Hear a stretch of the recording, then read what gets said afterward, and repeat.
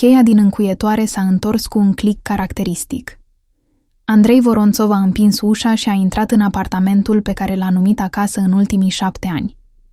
Reflexia din oglinda holului i-a arătat o față slăbită, cu ochii inflamați. După ce a trântit ușa, a aruncat haina de iarnă, fără să se obosească să o pună pe umeraș. Pe tot drumul spre casă, după ce avocatul i-a dat vestea, o furtună a crescut în interiorul lui. Din adâncurile apartamentului a apărut Marta, o figură fragilă într-un pulover de casă. Părul ei castaniu era prins într-un coc neglijent, iar colțurile ochilor ei deja arătau primele riduri, dovada tensiunii din ultimele luni. "Ești de vreme," a spus ea, oprindu-se în cadrul ușii. Andrei a trecut pe lângă ea spre bucătărie, a deschis frigiderul și a scos o sticlă de apă minerală. Mișcările lui erau aspre, de parcă fiecare acțiune necesita depășirea unei rezistențe interioare. "Știai?" a întrebat el, fără să se uite la soție. "Știam că instanța îți va lăsa apartamentul." A urmat o tăcere. Marta s-a apropiat de masă și-a pus mâinile pe ea, degete subțiri de arhitect, care cândva creaseră proiecte uimitoare. Până când a renunțat la carieră pentru familia lor. Pentru el. Avocatul a sunat cu o oră în urmă. A răspuns ea încet. Andrei s-a întors brusc spre ea. "Nu întreb când ai aflat. Întreb dacă ai știut că va fi așa? Ai planificat asta de la început?" Ce anume ar fi trebuit să planific, Andrei? Divorțul sau faptul că instanța va decide să-mi lase apartamentul? Mâna lui a strâns sticla atât de tare încât plasticul s-a strâns cu un zgomot. Apa a curs pe podea. "Nu te juca cu mine. Am investit 5 ani de credit în acest apartament, banii mei, munca mea, iar acum un judecător decide că este al tău." Marta s-a îndreptat, iar în ochii ei a apărut aceeași strălucire fermă, pe care el o observa tot mai des în ultimul an. "Știi că am contribuit egal la ipotecă și nu este vorba despre bani." "Și despre ce este?" A făcut el un pas spre ea.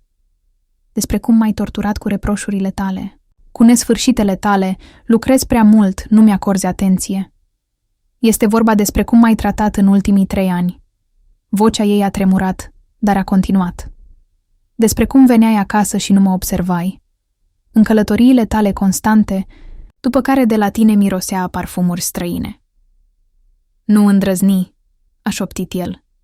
"Ce? Să spun adevărul?" Acum și-a ridicat și ea vocea. "Știi, sunt chiar fericită că totul se va termina. Sunt atât de obosită să fac pe plac că totul este bine." Amintirea a izbucnit în conștiința lui Andrei. Prima lor întâlnire la o expoziție de artă contemporană. Marta stătea în fața unei pânze abstracte, pe care linii roșii și negre se împleteau cu pensule nebune. "Asta seamănă cu furie și pasiune în același timp," a spus ea atunci unui străin care s-a întâmplat să fie lângă ea. El a răspuns: "Asta seamănă cu o furtună în care se ascunde ceva fragil." Acum, după 10 ani, furtuna era în interiorul lui și amenința să distrugă totul. "Pregătește-te," a spus el deodată. "Ce? De ce? Nu am nicio dorință." Am spus, pregătește-te. Vocea lui se rupea în strigăt, iar ea a tresărit. "Trebuie să vorbesc cu ei.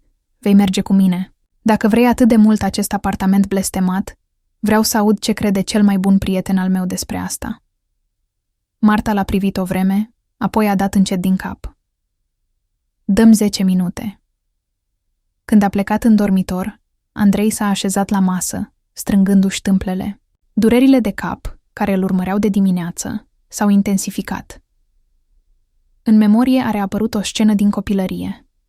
Tatăl său strigând la mamă, sunetul farfuriilor sparte și el, un băiețel mic, strâns într-un colț, promițându-și să nu devină niciodată așa.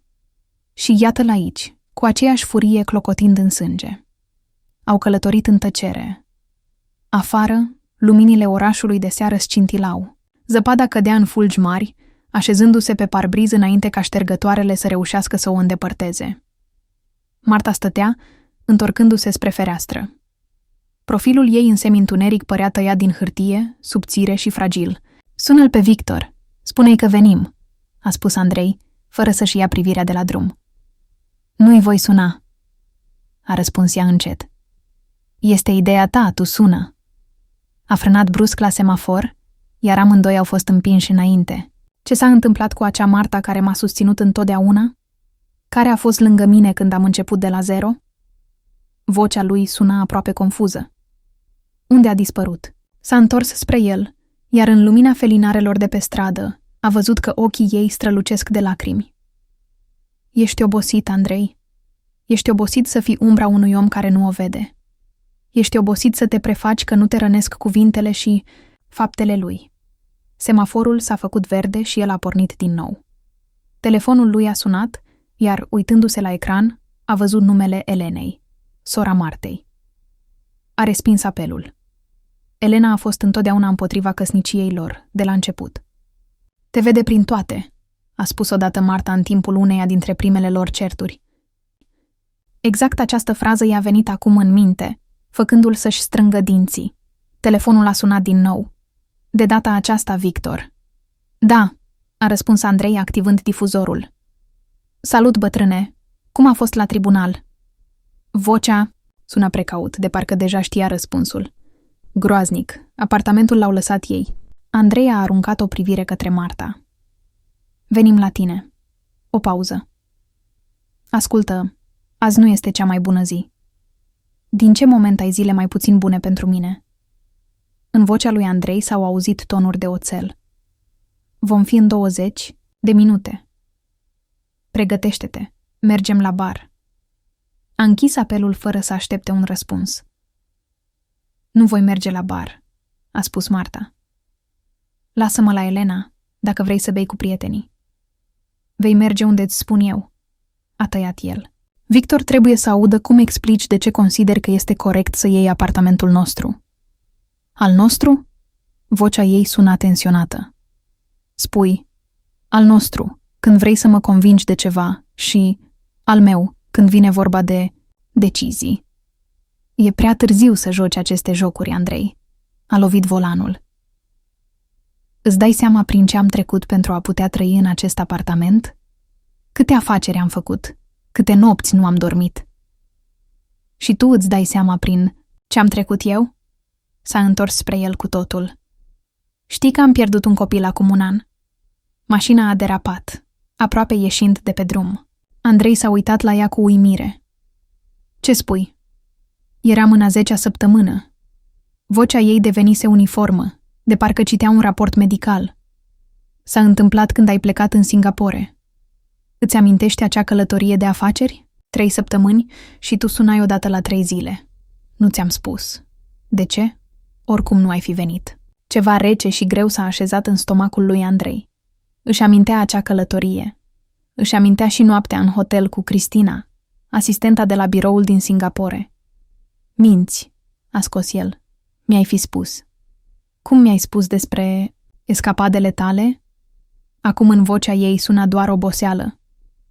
Știi care este cel mai înfricoșător lucru, Andrei? Că nici măcar nu sunt sigură că am vrut acel copil de la tine. Aceste cuvinte l-au lovit mai tare decât orice lovitură fizică. Furia acumulată în interior a izbucnit, ca lava. A derapat brusc pe marginea drumului, a frânat. Ieși, a murmurat el printre dinți. Ce?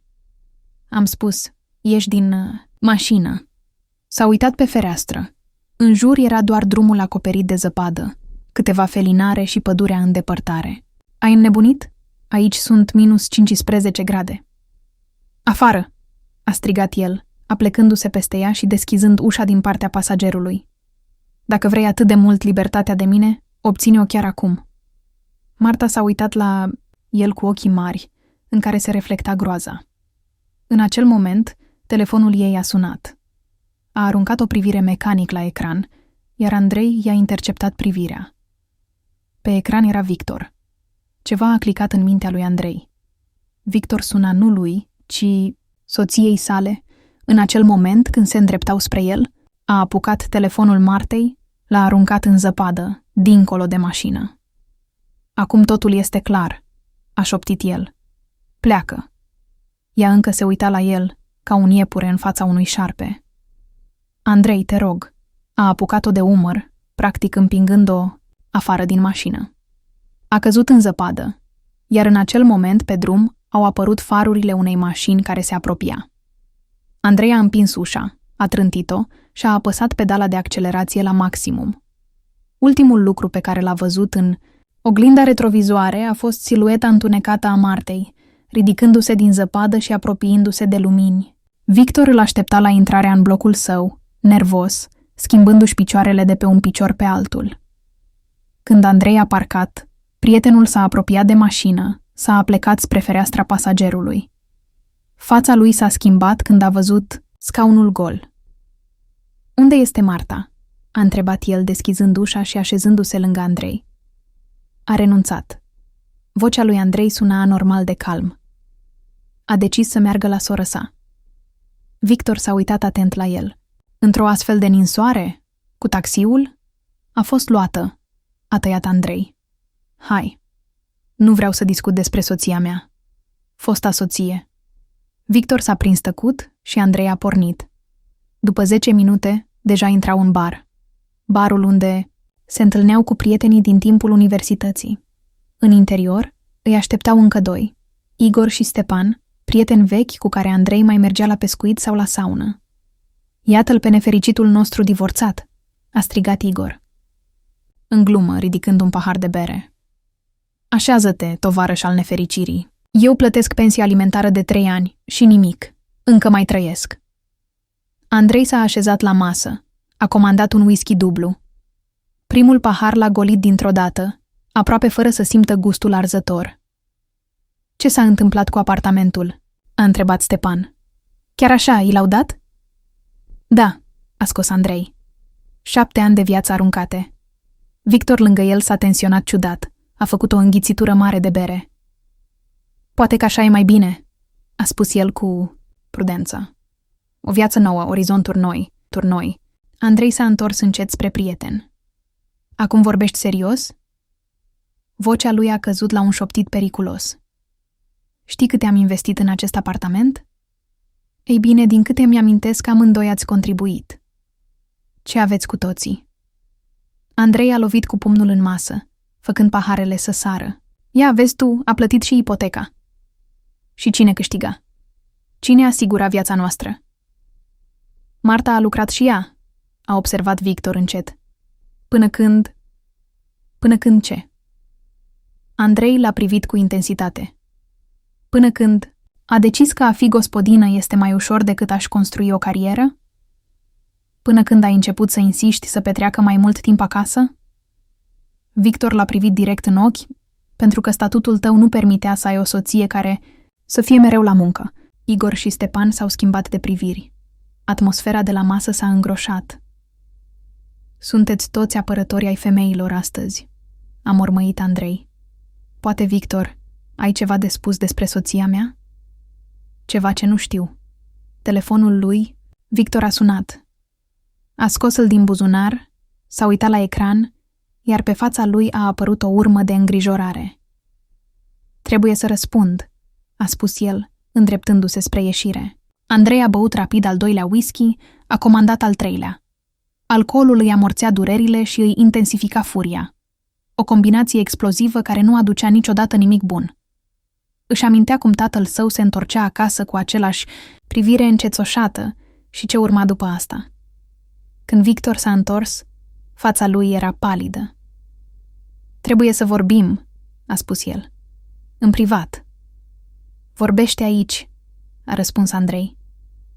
"Ce, deja i-ai raportat surorii că beau?" "Nu pot să o găsesc pe Marta," a spus Victor încet. Elena spune că nu a apărut la ea și nu răspunde la apeluri. Ceva rece a trecut pe spatele lui Andrei. Imaginea Martei, stând în zăpadă pe marginea drumului, i-a apărut în fața ochilor. "Este o femeie adultă," a spus el, încercând să-și ascundă îngrijorarea bruscă. "Poate fi unde vrea." "Andrei." Victor s-a așezat lângă el, coborând vocea. "Unde ai lăsat-o?" Igor și Stepan s-au oprit, schimbând priviri între ei.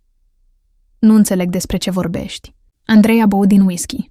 Elena a spus că Marta a sunat-o în jurul orei 8. "A spus că veniți la mine, dar nu a ajuns aici." "Atunci unde este Andrei?" Andrei a tăcut. Amintirea a devenit brusc cristal clară. Șocul din ochii Martei, zăpada căzând pe capul ei neprotejat, sunetul ușii mașinii care se închidea și farurile unei mașini care se apropia. Victor s-a ridicat brusc. Mă duc să o caut. Dacă vrei să ajuți, vino cu mine. Dacă nu, dăm cheile de la mașină. Voi ajunge mai repede la drum.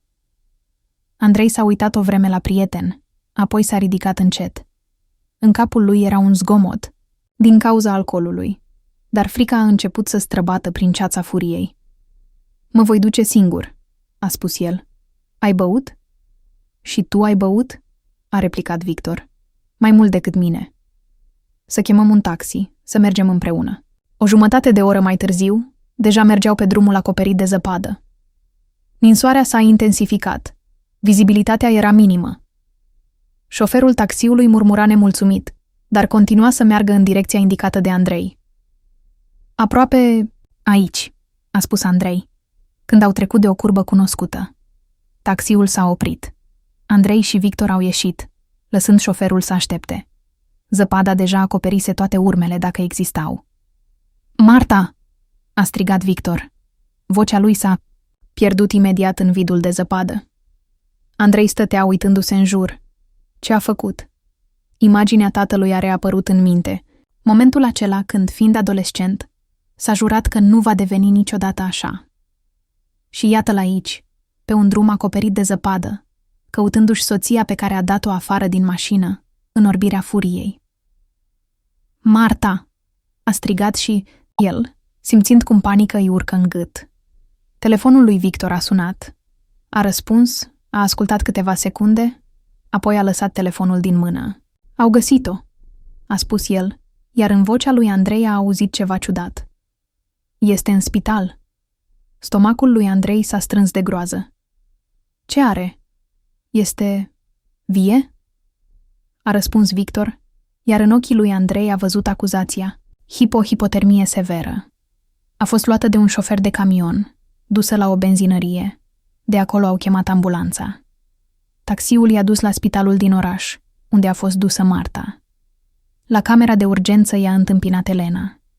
O femeie înaltă, cu trăsături ascuțite, având aceeași formă a ochilor ca Marta, dar fără blândețea ei. Tu, a arătat ea cu degetul tremurând de furie spre Andrei, nu ai voie să te apropii de noi. Este soția mea, a răspuns el cu o voce moale. Nu mai este, a tăiat Elena. Și după ce ai făcut, mai bine să dispari din viața ei. Cum este? A întrebat Victor. Stabilă. Fața Elenei s-a îmblânzit când s-a uitat la el. Hipotermie severă, degerături, la degete, dar sunt și alte probleme. Ce probleme? Au întrebat bărbații în cor. Elena s-a clătinat, iar privirea ei a zburat de la Andrei la Victor. Mai târziu, a spus ea încet. Nu aici. În acel moment, o asistentă s-a apropiat de ei. Rudele Martei Voronțov? A întrebat ea.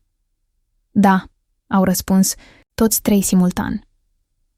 Te caută soțul, a spus asistenta, uitându-se la bărbați. Insistă. Elena a început să protesteze, dar Andrei deja o urma pe asistentă pe un coridor lung. Inima îi bătea în piept, gâtul îi era uscat. Ce îi va spune? Cum va privi în ochi după ce a făcut?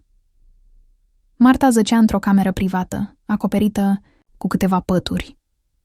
Fața ei era palidă, cu o nuanță galbenă nesănătoasă, buzele crăpate, dar ochii se uitau la el cu o furie atât de mare, de parcă l-ar fi văzut prin toate. Salut, a spus ea, iar vocea ei era surprinzător de fermă. Marta, eu... S-a apropiat de pat, dar nu a îndrăznit să-i ia mâna. Nu știu ce m-a apucat. Niciodată... Doamne, iartă-mă! Ea l-a privit cu o privire lungă, apoi a dat din cap slab. Știi care este cel mai înfricoșător lucru, Andrei? Că nici măcar nu sunt surprinsă. O parte din mine a știut întotdeauna că într-o zi se va întâmpla asta. Ce vrei să spui? Se uita la ea neînțelegând. Am văzut cum devii tatăl tău, a spus ea încet. An după an, pas cu pas. Aceleași izbucniri de furie, aceeași dispreț față de toți cei mai slabi. Am crezut că te voi putea schimba, că dragostea mea va fi suficient de puternică, dar m-am înșelat.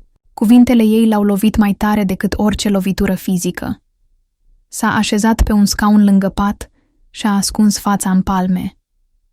Nu am vrut, a murmurat el. Jur, nu am vrut să devin așa. Nu este vorba despre ce ai vrut, a răspuns ea. Este vorba despre ce ai făcut. Și ce ai făcut în toți acești ani.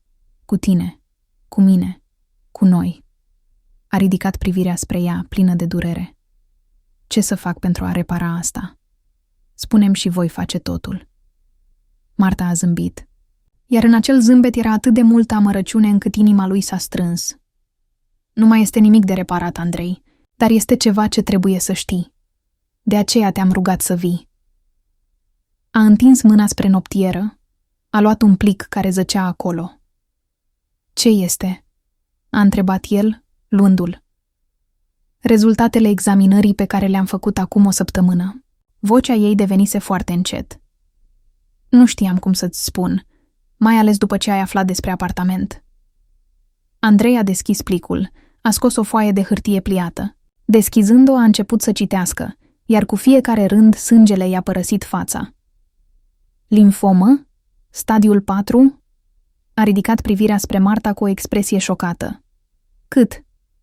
3-4 luni, a răspuns ea calm. Ana, poate 6 luni cu terapie intensivă, dar șansele sunt minime. Lumea din jurul lui Andrei s-a prăbușit. Toate gândurile lui despre apartament, despre nedreptatea instanței, despre trădare, toate s-au evaporat într-o clipă. Ce diferență face, Andrei? Se uita la el cu o calmă ciudată. Noi nu mai eram împreună. Nu cu adevărat. De mult timp. Ai găsit pe altcineva? I-a scăpat lui, iar imediat s-a căit de cuvintele sale. Privirea ei s-a întors spre el plină de reproș și oboseală. Chiar și acum te gândești doar la mândria ta rănită? La faptul că cineva ar fi putut să-ți ia locul? Nu, eu... Te rog. Vocea ei a tremurat pentru prima dată de la începutul conversației. Pleacă. Doar am vrut să știi. Să înțelegi de ce am vrut atât de mult să păstrez apartamentul. Am nevoie de un loc unde să pot petrece timpul care mi-a mai rămas. Andrei s-a ridicat pe picioarele lui de lemn. În capul lui era un zgomot din cauza informației, din cauza fricii, din cauza conștientizării propriei monstruozități. A întins mâna, dar nu a îndrăznit să o atingă. Mă voi întoarce mâine, a spus el încet. Vom vorbi când te vei simți mai bine. Nu trebuie. Vocea ei era fermă. Nu mai avem mâine, Andrei. Și nu a fost de mult timp. Andrei a ieșit din spital, înghițind aerul înghețat ca un înecat. În ochi avea lacrimi, nu din cauza frigului, ci din cauza a ceva mult mai profund și dureros. Abia a observat-o pe Victor și Elena, așteptându-l la intrare. Ce ți-a spus?" a întrebat Elena brusc. Andrei s-a uitat la ea de parcă o vedea pentru prima dată. Știai?" a întrebat el. Despre boala ei. Elena și Victor s-au schimbat priviri. Am aflat acum 3 zile, a răspuns Elena încet. Nu am vrut să spun nimănui. Dar tu? Andrei a întors privirea spre Victor. Tu știai și tu? Victor a susținut privirea lui. Am fost cu ea când i s-a spus diagnosticul, a răspuns el, iar în vocea lui nu era nicio scuză. Te-a rugat să o duci la clinică, a spus că nu vrea să te îngrijoreze înainte de proces. O goliciune ciudată a început să-l umple pe Andrei din interior. Soția lui era mortal, bolnavă, iar când a avut nevoie de sprijin, nu s-a îndreptat către el, ci către cel mai bun prieten al său. De ce nu mi-ai spus? Vocea lui Andrei suna lipsită de viață. Te-a rugat să nu spui, a răspuns Victor ferm. Și-am dat cuvântul. Cuvântul? Andrei a râs cu o voce răgușită. Ai dat cuvântul soției mele să-mi ascundă că ea nu mai este soția ta, a intervenit Elena. Și după ce ai făcut astăzi, mai bine să te ții departe de ea. Andrei s-a întors spre ea. M-ai urât întotdeauna, nu-i așa? De la început. Ce ți-am făcut? Nu tu, a răspuns Elena după o pauză. Tatăl tău. Lumea din jurul lui Andrei părea că s-a oprit. Ce? Întreabă-ți mama, a spus Elena rece. Mai bine acum decât mai târziu. S-a întors spre Victor. Voi rămâne cu Marta. Tu poți... O voi duce acasă. A dat din cap Victor și mă voi întoarce. Au ieșit pe parcarea. Andrei se mișca mecanic, de parcă corpul său aparținea cuiva altcuiva. Tot ce s-a întâmplat în ziua aceea, procesul, cearta cu Marta, recunoașterea ei despre copilul pierdut, monstruozitatea lui pe marginea drumului, descoperirea bolii ei și acum aceste cuvinte misterioase ale Elenei despre tatăl său. Toate acestea se învârteau în capul său ca un vârtej de zăpadă. În taxi au călătorit în tăcere primele 10 minute, apoi Andrei nu a mai putut. Despre ce cuvânt vorbești? Ce altceva ascuns de mine? Victor a suspinat greu. Nu, am vrut să afli așa, a spus el încet. Marta a cerut să-i dai timp să-ți spună totul. Despre ce? Andrei a simțit cum frica îi strânge intestinele. Despre faptul că noi doi... Victor s-a oprit, căutând cuvintele. Am devenit mai apropiați în ultimele luni. Nu așa cum crezi. Eu am fost pur și simplu aproape, când ei îi era rău, când ea își pierdea copilul, când au apărut primele simptome. Ești îndrăgostit de ea. Nu este o întrebare, ci o afirmație, care a răsunat în tăcerea mașinii, ca un foc de armă. Victor a tăcut mult timp, apoi a dat încet din cap. Da, a spus el simplu, dar asta nu înseamnă nimic. Ea este soția ta și eu niciodată. Fosta soție, a corectat amar Andrei, și se pare soția care moare. Ce ironie! Au tăcut din nou, ajungând acasă la Andrei în tăcere deplină. Când taxiul s-a oprit, Victor s-a întors spre prieten. Nu am scuze, a spus el încet, dar trebuie să înțelegi, în ultimii 2 ani nu ai fost cu Marta. Nu cu adevărat. Ai fost cu munca, cu ambițiile, cu alte femei. Și tu ai fost aproape, ca să o consolezi pe soția mea săracă și abandonată. În vocea lui Andrei s-a simțit amărăciune. Nu, a răspuns Victor ferm. Am fost aproape ca un prieten și atât. Ceea ce simt eu este problema mea, nu a ei. Ea niciodată nu s-a oprit. Nu este important. Important este că ea este bolnavă și are nevoie de ajutor, nu de acuzațiile și gelozia ta. Andrei se uita la casa în care încă mai locuia. Apartamentul gol, care în curând nu va mai fi al lui. O gândire bruscă l-a străpuns. Vrea cu adevărat acest apartament din cauza banilor și muncii investite, sau pentru că acesta era ultimul lucru care îl lega de Marta? Ne vedem, a spus el, ieșind din taxi. Știa că Victor se va întoarce la spital, la Marta. Și dintr-un motiv oarecare, acum părea corect. Apartamentul l-a întâmpinat cu tăcerea și semi-întunericul. Fără să aprindă lumina, a trecut în bucătărie, a deschis frigiderul.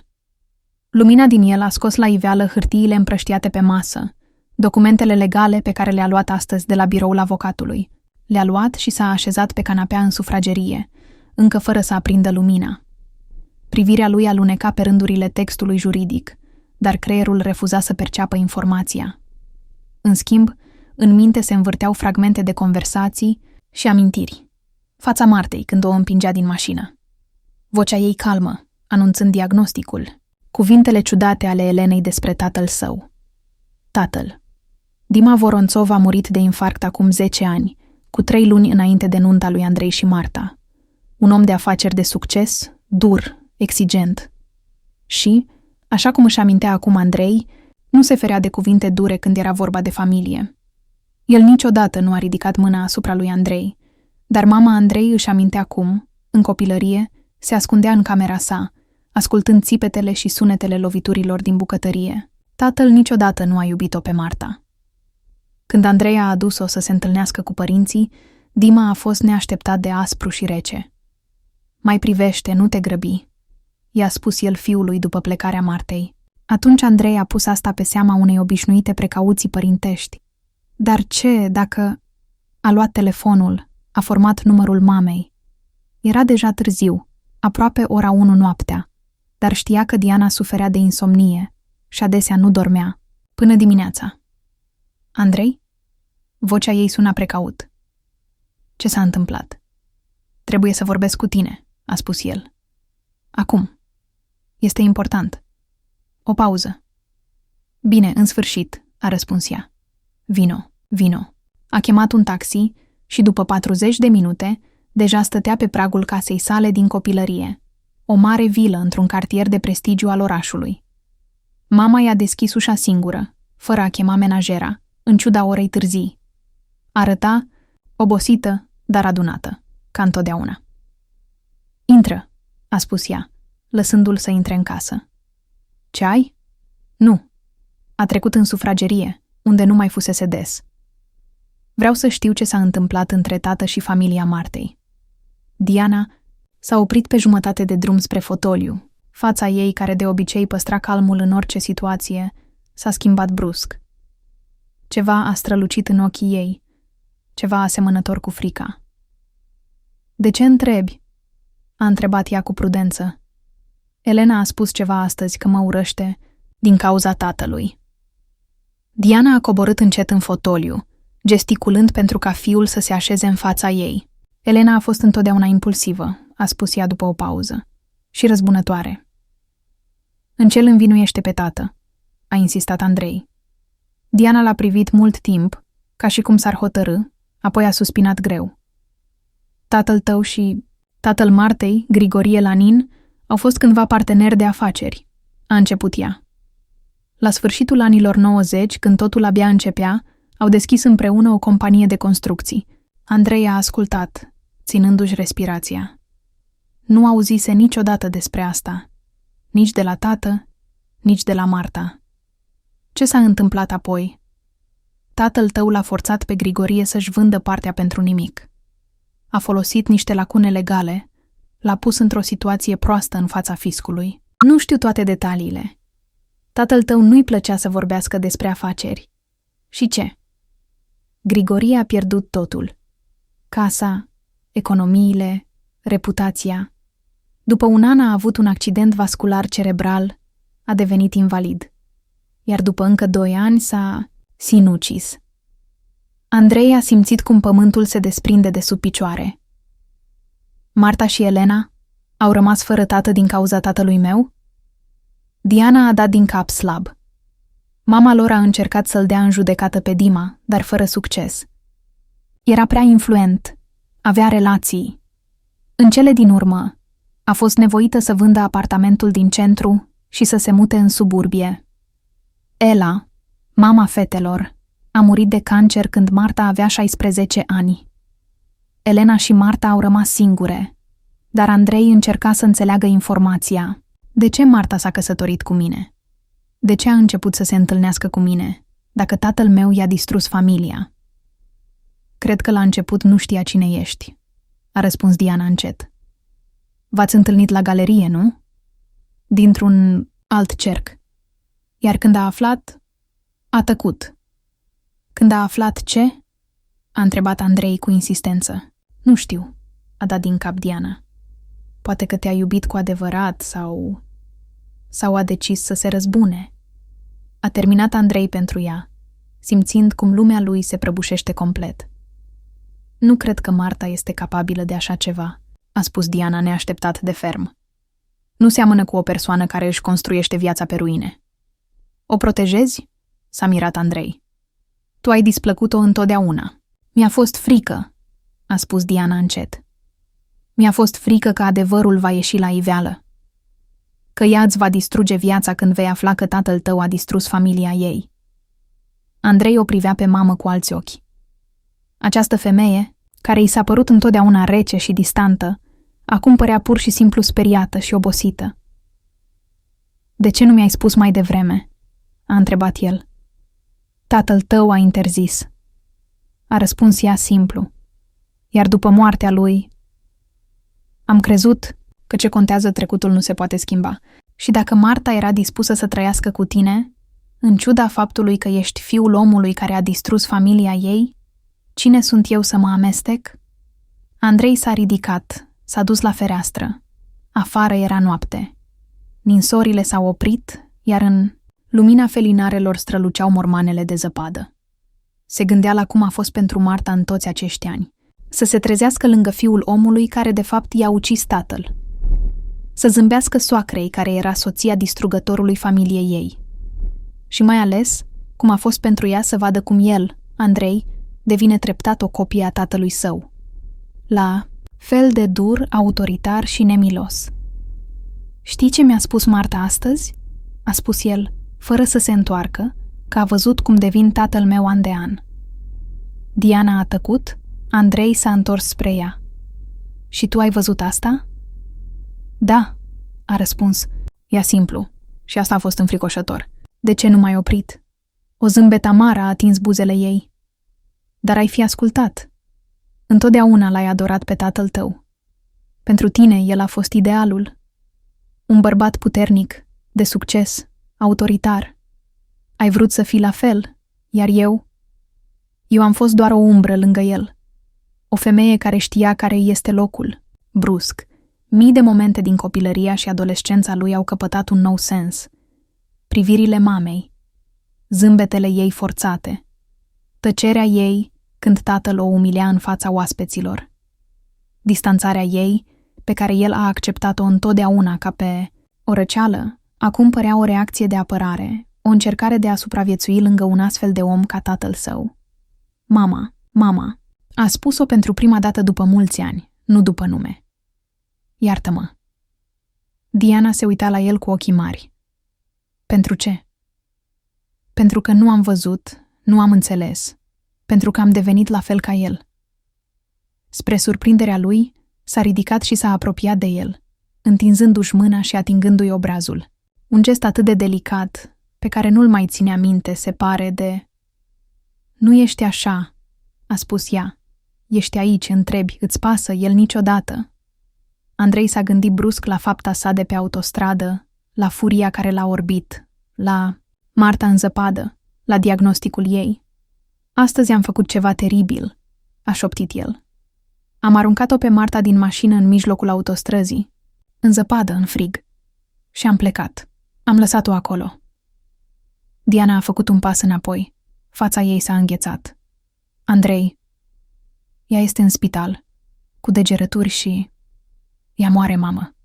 Are cancer, stadiul 4. Diana s-a așezat pe canapea.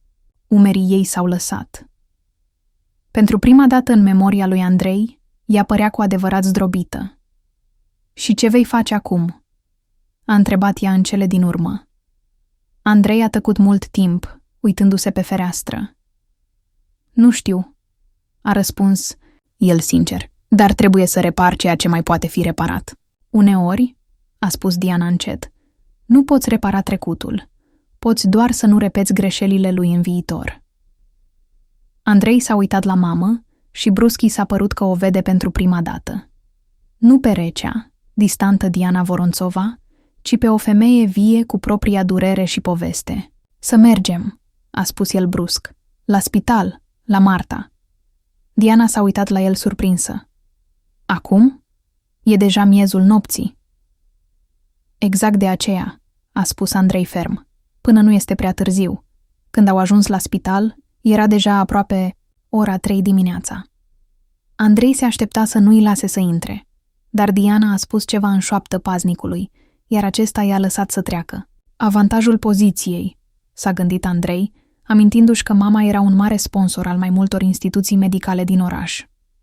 În coridorul care ducea la camera Martei, l-au văzut pe Elena, adormind pe un scaun.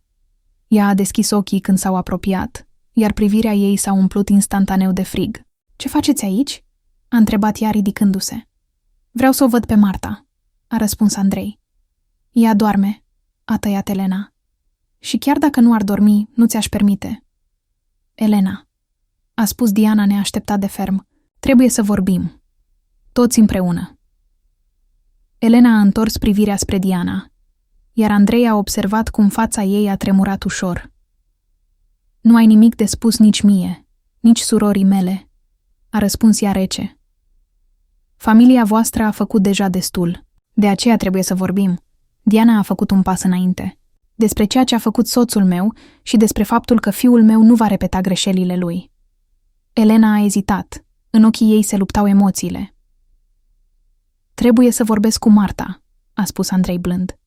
Te rog, ea poate refuza singură, dacă nu vrea să mă vadă. Nu-ți pare rău pentru ea? A întrebat Elena cu amărăciune. I-a mai rămas atât de puțin, iar tu o faci să-și cheltuie forțele pe... Sunt aici ca să cer iertare, a întrerupt-o Andrei. Și ca să găsesc o modalitate de a ajuta, dacă mai este posibil. Deodată, ușa camerei s-a deschis, iar în ușă a apărut Victor. Ochii lui s-au lărgit când l-a văzut pe Andrei și pe Diana. Ce se întâmplă? A întrebat el încet. Trebuie să vorbesc cu Marta, a repetat Andrei. Ea nu doarme, a spus Victor după o pauză. Tocmai i s-a făcut o injecție pentru durere, dar este conștientă. S-a uitat la Andrei cu o privire lungă, apoi s-a dat la o parte, lăsându-l să intre. Doar pentru puțin timp, a avertizat el. Are nevoie de odihnă. Andrei a dat din cap și a intrat în cameră. Marta zăcea ca și înainte, sub câteva plapume. Fața ei părea și mai palidă, sub ochi erau umbre, dar privirea ei era clară. Te-ai întors? A spus ea, și în vocea ei nu era nici surprindere, nici iritare. Am adus mama, a răspuns el, apropiindu-se. Vrea să vorbească cu tine, cu voi amândouă. Marta a încruntat ușor sprâncenele. Despre ce? Despre trecutul nostru, despre ceea ce a făcut tatăl meu și despre ceea ce am aflat doar astăzi. Marta l-a privit mult timp, apoi a dat încet din cap. Ajută-mă să mă așez, a cerut ea. El a susținut-o cu grijă, ajutând-o să adopte o poziție șezândă, a aranjat pernele în spatele ei. Degetele lui au atins pentru o clipă umărul ei și a simțit cât de mult a slăbit. Inima i s-a strâns de durere. Ușa s-a deschis, iar ceilalți au intrat, Diana, Elena și Victor. Elena s-a așezat imediat lângă soră, a luat-o de mână. Victor a rămas să stea la ușă, iar Diana, la fereastră, la distanță de ceilalți. Vreau să știți adevărul, a început Diana fără preambul. Întregul adevăr. Și a început să vorbească. Despre cum soțul ei, Dima Voronțov, a distrus sistematic concurenții și partenerii săi. Despre cum a folosit influența și relațiile sale pentru a manipula instanțele și autoritățile de reglementare. Despre cum familia Lanin a devenit una dintre victimele sale, dar nu singura. Am observat asta ani de zile, a spus Diana, iar vocea ei era plină de amărăciune. Și-a tăcut. Și de frică la început. Apoi din cauza ta, Andrei. Mi-a fost frică că dacă mă voi opune tatălui tău, el te va lua de lângă mine. Dar ai fi putut face ceva după moartea lui, a spus Elena încet. Ai fi putut, a fost de acord Diana. Dar m-am convins că nu mai contează, că banii nu vor aduce înapoi tatăl vostru, că Marta acum este fericită cu Andrei, s-a oprit. M-am mințit pe mine însămi, pentru că adevărul era prea dureros. Marta stătea, cu ochii în jos. Andrei se uita la ea, încercând să-și imagineze la ce se gândește. Știa ea tot ce spunea mama lui? Dacă da, cum a putut să trăiască cu el în toți acești ani? Marta, a spus el, neputând să se abțină. Ai știut despre toate acestea când ne-am cunoscut? Ea a ridicat privirea, uitându-se direct în ochii lui. Nu imediat, a răspuns ea. În ziua aceea la galerie nu știam cine ești, dar când ai spus numele tău de familie am înțeles. Și totuși ai continuat să te întâlnești cu mine? Am vrut să știu, a spus ea încet. Cine ești? Ești la fel ca tatăl tău? Credeam că voi putea să te urăsc pentru ceea ce a fost el. Dar nu ai putut, a ghicit Andrei. Nu am putut, a fost de acord ea. Erai diferit atunci. Aceasta a atârnat în aer, ca o acuzație nespusă. Când te-ai schimbat? A întrebat el, aproape fără speranță de răspuns. Când m-am schimbat? A întrebat el, aproape fără speranță de răspuns. Marta a tăcut mult timp, iar în ochii ei Andrei a văzut reflecția oportunităților pierdute, a anilor risipiți. În cele din urmă, a spus ea. Pas cu pas. La început ai început să întârzi la muncă. Apoi au apărut noi prieteni, acești parteneri de afaceri care se uitau la mine ca la un accesoriu. Apoi ai început să controlezi fiecare pas al meu, ai insistat să renunți la muncă și la un an după nuntă a făcut o pauză, a respirat adânc. Pentru prima dată ai ridicat mâna asupra mea. Andrei a tresărit, ca și cum ar fi fost lovit. Își amintea de acea seară. Oaspeți importanți, comentariul ei nepotrivit, despre noul său proiect. Furia lui apoi, în privat. Palma care i-a dat o lovitură, de la care capul ei s-a întors într-o parte. Frica din ochii ei și propria sa justificare, te-ai provocat singură. Nu am vrut, a șoptit el. Tatăl tău niciodată nu a vrut. Deodată a intervenit Diana. El s-a scuzat întotdeauna, a promis că va fi ultima dată. Și-a crezut în asta. Victor, care până atunci tăcuse, a făcut un pas înainte. Am văzut cum se întâmpla. Vocea lui suna neobișnuit de aspră. Cum te-ai schimbat? Cum ea se stingea lângă tine. Și nu am făcut nimic, pentru că erai prietenul meu și am crezut că te vei răzgândi. Dar tu și Marta, a început Andrei. Nu a existat niciun eu și Marta, l-a întrerupt Victor brusc. Eu doar o ajutam când erai prea ocupat ca să observi că ea suferă. Când i-a fost mai rău, când au început primele dureri, iar tu erai într-o altă călătorie de afaceri. Nu ai spus în taxi că ești îndrăgostit de ea? Andrei nu a putut ascunde amărăciunea din voce. Da, a răspuns el simplu. O iubesc, dar asta nu înseamnă că între noi a fost ceva. O respect pe ea și alegerea ei și pe tine, deși nu meriți. Elena, care până în acel moment a tăcut, a spus brusc. Marta nu a încetat niciodată să te iubească, idiotule, chiar și când eu o imploram să te părăsească. Chiar și când te umileai în fața prietenilor tăi. Chiar și când a aflat despre infidelitățile tale. Andrei s-a uitat la Marta și în ochii ei a văzut confirmarea cuvintelor surorii. Ceva s-a rupt în interiorul lui, ultima barieră care îl despărțea de adevărul despre sine. Îmi pare rău, a spus el, iar vocea i-a tremurat. Îmi pare rău, Marta. Pentru ce anume? A întrebat ea încet. Pentru că te-am aruncat din mașină? Pentru infidelități? Pentru anii de control și manipulare? Sau pentru că am ajuns să semăn cu tatăl meu, știind ce a făcut familiei mele? Fiecare întrebare era ca o lovitură de cuțit. Andrei simțea cum lacrimile îi vin în ochi, dar nu a încercat să le ascundă. Pentru tot, a răspuns el, simplu. Pentru cine am devenit? Pentru cine nu am fost pentru tine? În cameră a căzut o tăcere grea. Elena a strâns mai tare mâna surorii. Victor se uita pe fereastră. Diana stătea cu capul plecat, ca și cum aștepta o sentință. Marta a zâmbit brusc cu un zâmbet slab, obosit. Știi ce este cel mai absurd? A spus ea. Încă te iubesc. În ciuda tuturor. Ce ironie să aflu asta când este deja prea târziu. Diana a făcut un pas înainte. Poate că nu este încă prea târziu, a spus ea. Pentru tratament. Există o clinică în Elveția, am făcut cercetări, se specializează exact pe astfel de cazuri ca al tău, Marta. Pot organiza. Nu, a întrerupt-o Marta ferm. Nu vreau să-mi petrec ultimele luni conectată la aparate, suferind de efectele secundare ale chimioterapiei, care probabil va amâna inevitabilul doar pentru o scurtă perioadă. Accept soarta mea. Vocea ei suna calm. Și vreau să-mi petrec timpul rămas cu demnitate și fără durere, cât mai mult posibil. Andrei se uita la ea și brusc a văzut ceea ce nu observase de ani de zile. Forța ei interioară. Marta a fost întotdeauna mai puternică decât el, doar că el a fost prea egoist ca să o vadă. Ce pot face? Cum pot ajuta? Marta s-a uitat mult timp la el, apoi a întors privirea spre Diana. Știți despre apartament, a spus ea. Despre apartamentul nostru. Diana a dat din cap. Știu că tatăl tău a deținut cândva această proprietate și că Dima, de fapt, i-a luat-o împreună cu tot restul. Acest apartament este ultimul lucru rămas de la familia mea, a spus Marta. Am crescut în el. Acolo sunt îngropate toate amintirile mele despre părinți.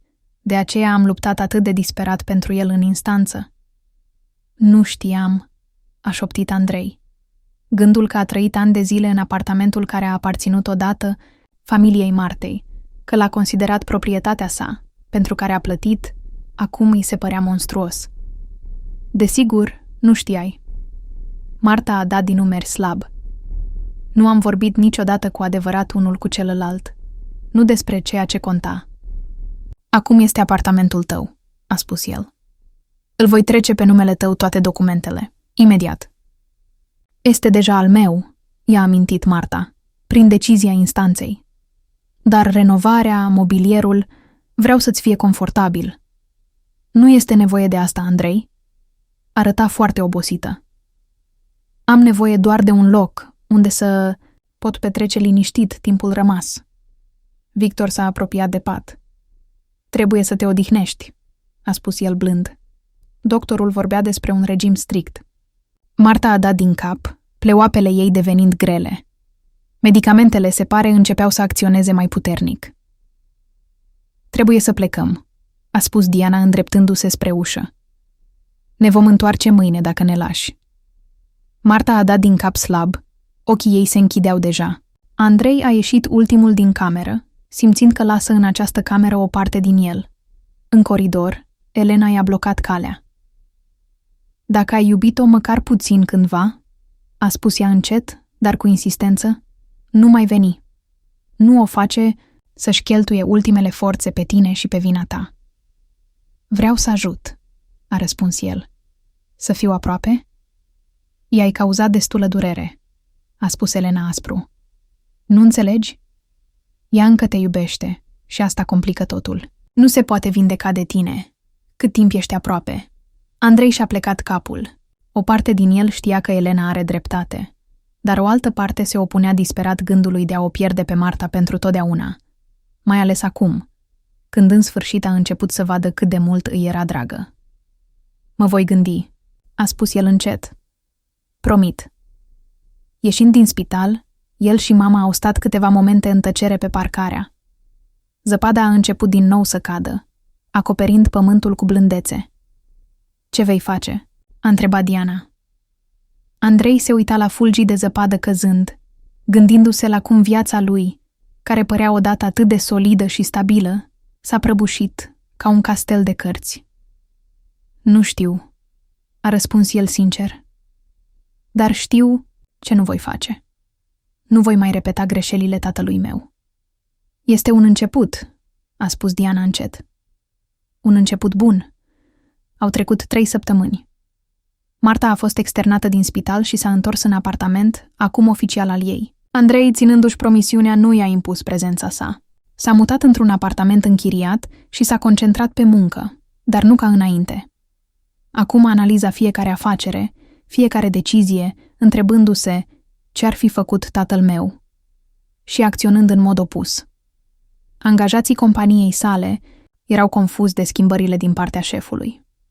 Unii dintre cei vechi, obișnuiți cu stilul dur de conducere, chiar sugerau că are probleme cu motivația. Dar Andrei acum vedea clar cum mentalitatea tatălui său a pătruns în cultura corporativă și lucra din greu pentru a schimba acest moștenire.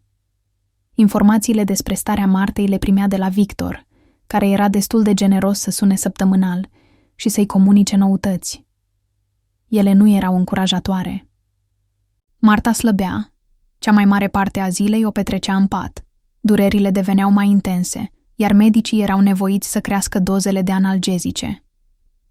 Într-o seară, întorcându-se acasă după o zi lungă la birou, Andrei a văzut la intrarea, în locuința sa temporară, o figură cunoscută, Diana. Ea stătea dreaptă și concentrată, ca întotdeauna, dar în postura ei apărea o nouă blândețe. Mamă, a spus el, surprins, apropiindu-se. S-a întâmplat ceva? Trebuie să vorbim, a răspuns ea. Poate? În apartamentul său mic și închiriat era puțin inconfortabil. Minimum de mobilă, fără obiecte personale la vedere. El locuia acolo, dar nu făcuse din acel loc un cămin.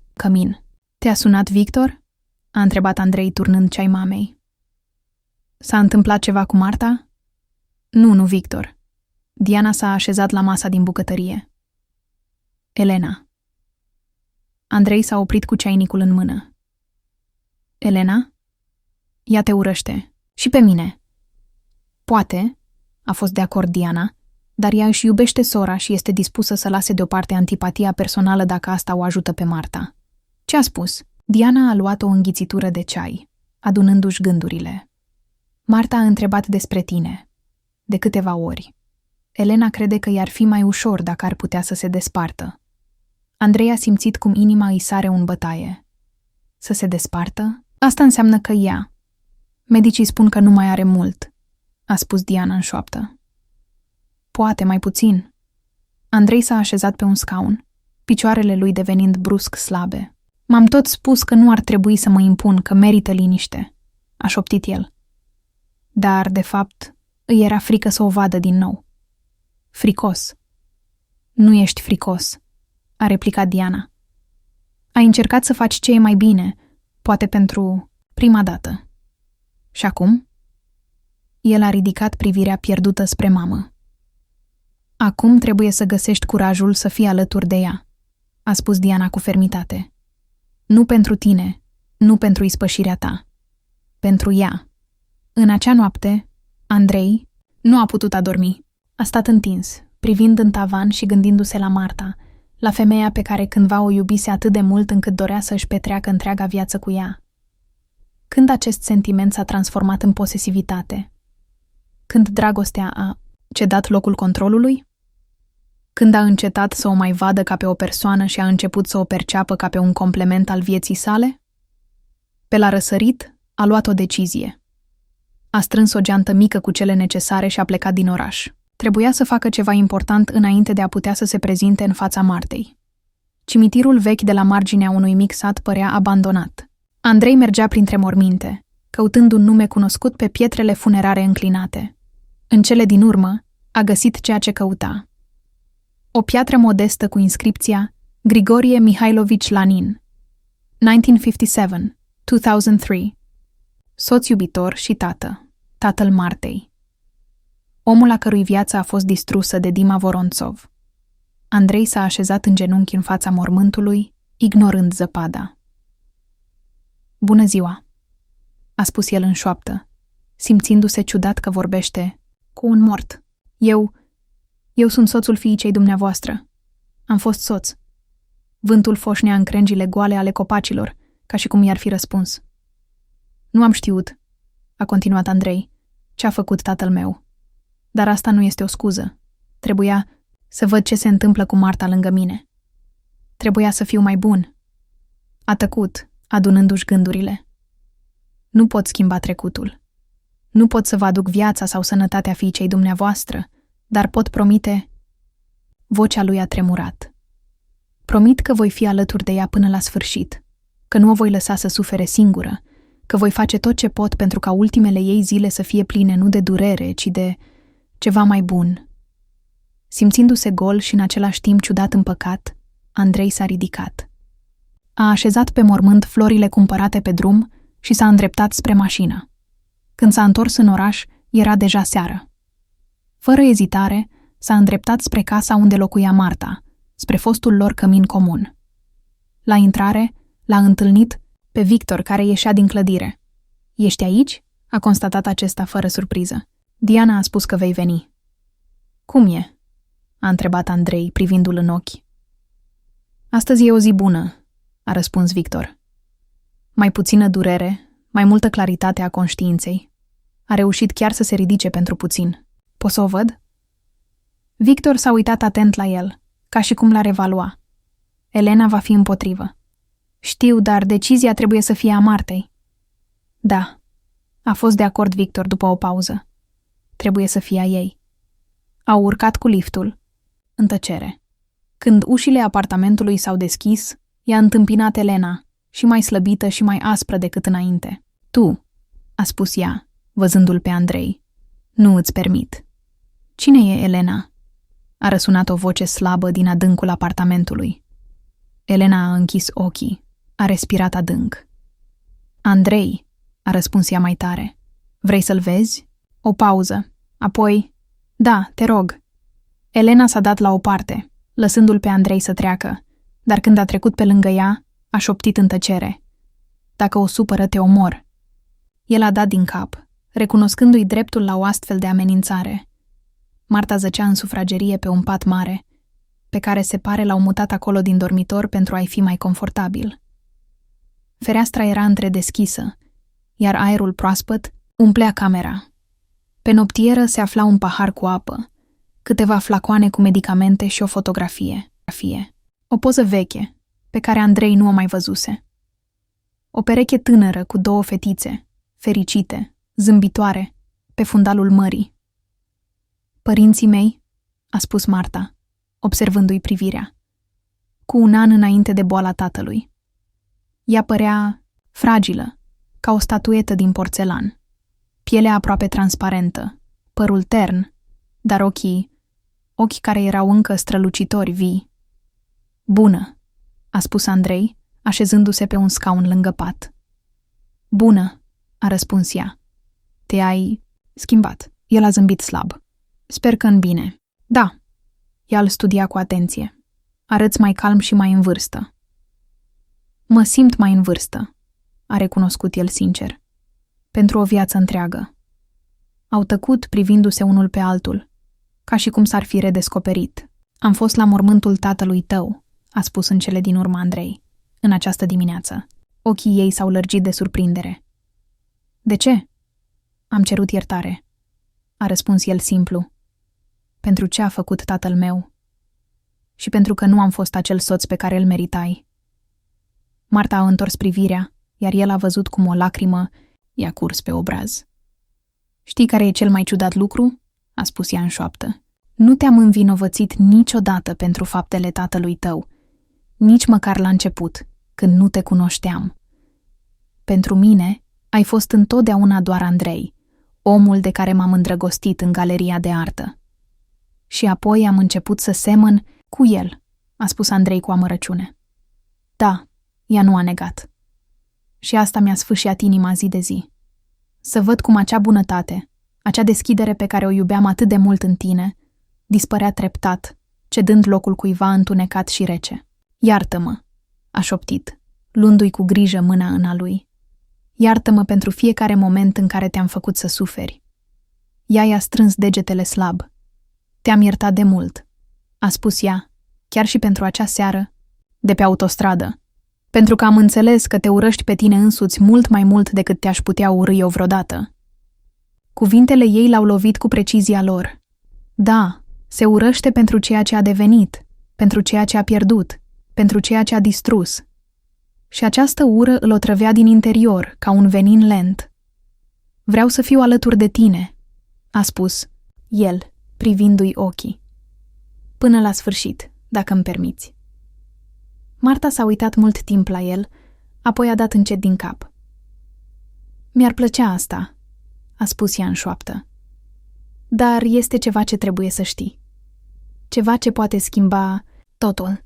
Ea și-a întors capul spre ușă și a chemat. Elena, poți veni? Elena a apărut aproape instantaneu, ca și cum ar fi așteptat în spatele ușii.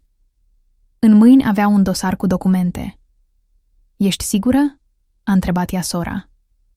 Da, a răspuns Marta cu fermitate. Trebuie să știe. Elena i-a întins dosarul lui Andrei. Cu o îngrijorare crescândă, el l-a deschis și a început să răsfoiască conținutul. Rapoarte medicale, rezultate ale analizelor, concluzii ale medicilor. Limbajul era complex, profesional, dar a reușit să înțeleagă esența. Și această esență i-a înghețat sângele în vene. Aici se spune că că ar fi putut fi cauzată de stres prelungit și... El a ridicat o privire șocată spre Marta. Prin violență fizică? Nu direct, a spus ea cu blândețe, dar ar fi putut contribui să-i slăbească imunitatea, să creeze un mediu favorabil dezvoltării bolii. Andrei a simțit cum camera începe să se învârtă în jurul lui. Nu cumva el, prin comportamentul său, prin izbucnirile de furie, prin controlul și dominarea sa, a contribuit la dezvoltarea bolii care acum o omora pe Marta? Nu spun asta ca să te învinovățești, a adăugat Marta repede, văzându-i reacția. Această boală ar fi putut să se dezvolte oricum, nimeni nu știe cu siguranță. Dar există o posibilitate. El a spus înfundat. Puteam să te omor. Lent, an de an. Elena, care stătea la ușă, nu a rezistat. Da, ai putut. Și asta este ceea ce am încercat să-i spun toată această vreme. Că ai fost un venin în viața ei, că... Elena a întrerupt-o blând, dar ferm. Marta, te rog, lasă-ne. Sora a ezitat, apoi a dat din cap și a ieșit, închizând ușa cu zgomot. Ea mă urăște, a constatat Andrei, și are tot dreptul. Te apără, a corectat Marta, așa cum a făcut întotdeauna, din copilărie. După moartea părinților, ea a preluat responsabilitatea pentru noi amândouă, deși ea însăși era încă aproape un copil. Andrei a realizat brusc că aproape nu știa nimic despre trecutul Martei, despre viața ei înainte de a se întâlni cu el. Nu a întrebat niciodată, nu s-a interesat, iar ea probabil a crezut că povestea ei nu este importantă pentru el. Câte alte ocazii de a se cunoaște au pierdut? Ne spune-mi, a cerut el, despre copilăria ta, despre părinți, despre tot ce nu ai împărtășit niciodată. Și ea a povestit. Despre o copilărie fericită într-un apartament mare, unde mereu se auzea muzică și mirosea a prăjituri de casă. Despre cum tatăl ei o învăța să deseneze, iar mama să cânte la pian. Despre cum totul s-a schimbat când Dima Voronțov a intrat în viața lor. Mai întâi ca partener și prieten, apoi ca trădător și distrugător. Despre cum ea și Elena au supraviețuit după moartea părinților, cum s-au susținut una pe cealaltă, cum visau să recupereze acel apartament, ultima legătură cu trecutul. Andrei a ascultat fără să o întrerupă, absorbind fiecare cuvânt. Din fiecare minut, în inima lui a crescut un nou sentiment. O respect profund și cuprinzător pentru această femeie pe care cândva o considera proprietatea sa. Acum, înțeleg de ce ai luptat pentru acest apartament, a spus el în liniște când a terminat. Nu a fost niciodată doar o proprietate pentru tine. Nu, a fost de acord Marta. A fost un cămin, un adevărat cămin, unde am fost fericită. Am vrut să recuperez măcar o parte din acea fericire. Și eu nu am văzut asta, a spus Andrei cu amărăciune. Pentru mine a fost o investiție, un statut, o proprietate. Vedem lumea prin prisma experienței noastre, a spus Marta blând. Te-au învățat să apreciezi lucrurile, statutul, controlul. M-au învățat pe mine iubirea, amintirile și legăturile. Ea părea foarte obosită, iar Andrei a observat cum pleoapele ei au început să se coboare. Trebuie să te odihnești, a spus el blând ridicându-se. Voi veni mâine dacă se poate. Rămâi, a cerut ea în șoaptă, strângându-i ușor mâna. Stai cu mine până adorm. El s-a așezat din nou, ținându-i cu grijă palma în mâinile sale. Aș da totul să mă întorc în trecut, a șoptit el, să fac altfel. Marta a zâmbit slab, ochii ei începând să se închidă. Știi care e cel mai ciudat lucru? A murmurat ea. Nu aș vrea să schimb nimic, pentru că atunci nu te-aș fi întâlnit. Pe adevăratul tine, pe cel care devii acum. Cu aceste cuvinte, ea a adormit. Andrei a stat lângă ea, observând cum pieptul ei se ridică și coboară cu fiecare respirație, cum umbrele ușoare de la genele ei se așează pe obrajii ei palizi, cum buzele ei tremură, ca și cum ar încerca să spună ceva chiar și în somn. Nu a observat cum Elena a intrat în cameră și a sărit când ea i-a pus mâna pe umăr. Ea se simte mai rău, a spus ea în liniște, mai repede decât au prognozat medicii. Ce pot face? A întrebat el, fără să-și îndepărteze privirea de fața Martei. Nu mai poți face nimic. Elena vorbea reținut, dar el a auzit durerea ascunsă în vocea ei. Numai să fii alături, dacă ești cu adevărat pregătit. Voi fi aici, a spus el ferm. În fiecare zi, fiecare minut, dacă e nevoie. Încă o iubești. Nu a fost o întrebare, ci o afirmație. Andrei a dat încet din cap. Întotdeauna am iubit-o. Chiar și atunci când am uitat ce înseamnă. Următoarele 2 săptămâni s-au contopit pentru Andrei într-o zi nesfârșită. Practic s-a mutat în apartamentul Martei, dormind pe canapeaua din sufragerie, lângă patul ei. Elena și Victor erau de asemenea acolo constant, iar treptat, neîncrederea lor față de Andrei s-a transformat într-o recunoaștere tăcută a dreptului său de a fi alături de soția muribundă. Diana venea în fiecare zi, aducând mâncăruri de casă pe care le pregătea singură, supe ușoare și piureuri pe care Marta le putea mânca încă. Treptat, între soacră și nură s-au stabilit relații surprinzător de calde. Vorbeau mult, când Marta se simțea suficient de bine și adesea discutau despre trecut. Nu despre evenimente dureroase, ci despre amintiri fericite din copilărie. Odată, când Andrei a ieșit pe balcon să fumeze o țigară, un obicei dăunător de care încerca să scape de ani de zile, dar care a revenit în aceste zile dificile, Victor s-a alăturat lui. "M-ai surprins," a spus prietenul, aprinzându-și țigara de la bricheta lui Andrei. "Nu credeam că vei rezista." "Ce anume?" a întrebat Andrei, expulzând fumul în aerul înghețat. "Toate astea." Victor a făcut un gest, larg cu mâna. "Boala, plecarea, neputința, cum se schimbă ea zi de zi, faptul că nu poți controla situația, nu poți să o repari cu banii sau relațiile tale." Andrei s-a gândit. De fapt, vechiul el, cel mai probabil, ar fi fugit de această realitate. În muncă, în alte relații, în sticlă. Totul pentru a nu vedea cum viața dispare din femeia pe care cândva o iubise. "Am învățat multe în această perioadă," a spus el încet. "Despre mine, despre ea, despre noi. Am realizat că toată viața m-am temut." "Te-ai temut?" a întrebat Victor surprins. "Ai părut întotdeauna atât de încrezător, chiar neînfricat?" "A fost o mască." Andrei a zâmbit amar. "M-am temut să fiu vulnerabil, să arăt slăbiciune, să pierd controlul și, în cele din urmă, am pierdut cel mai valoros lucru pe care l-am avut, dragostea și respectul ei." Victor a tăcut mult timp, privind luminile orașului. "Știi," a spus el în cele din urmă, "am crezut că te urăsc pentru modul în care te-ai comportat cu ea, pentru că nu ai apreciat-o. Dar acum înțeleg că, de fapt, m-am urât pe mine pentru ceea ce ai devenit, pentru că îmi aminteam de Andrei celălalt, tipul din universitate, care era gata să-și dea ultima cămașă unui prieten, care visa să schimbe lumea în bine, în bine. Tipul acela a murit de mult," a spus Andrei în liniște. "Nu." Victor i-a pus mâna pe umăr. "Se întoarce." "O văd." "Și Marta te vede și ea, crede-mă." În cameră s-a auzit un sunet slab, tusea Martei. Amândoi au stins imediat țigările și s-au întors în interior.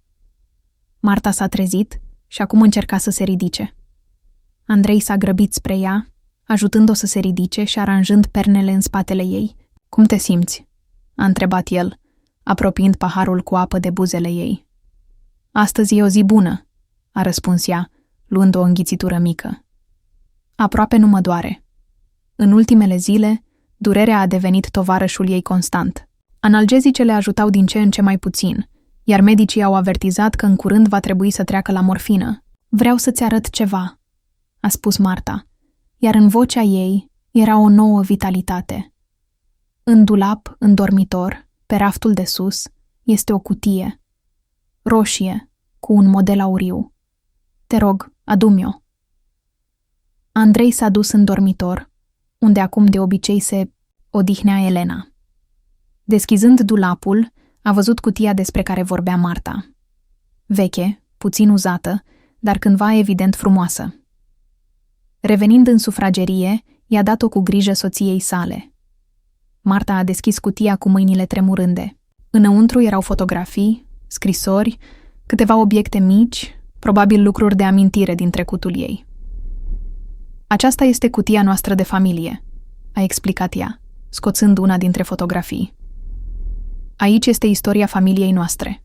Vreau să știi despre ea, să-ți amintești. Ea i-a întins o fotografie. Pe ea era surprins un bărbat tânăr, foarte asemănător cu Marta însăși.